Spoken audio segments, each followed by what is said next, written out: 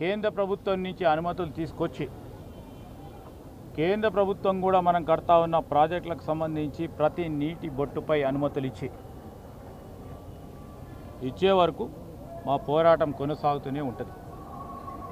అటువైపున్న ఆ రాష్ట్రం వారు ఏ పేరు మీద ఏ నీటిని ఉపయోగించుకొని ఏం ప్రాజెక్టులు కట్టుకున్నా ఆ పేరు ఏం పెట్టుకున్నప్పటికీ గోదావరి నది జలాలకు సంబంధించిన ఒక్క నీటి బొట్టును కూడా మా రాష్ట్ర ప్రయోజనాలను దెబ్బతీసే విధంగా ఉంటే ఒక్కటి కూడా బొట్టు అక్కడ బొరియవు. ఇది స్పష్టం. సరే, వారు ప్రాజెక్ట్ పేరు పెట్టుకుంటారంటే ఆయన ఏం పేరు పెట్టుకొని నీళ్ళు ఎక్కడి నుంచి తీసుకొస్తారో వారి ఆలోచన.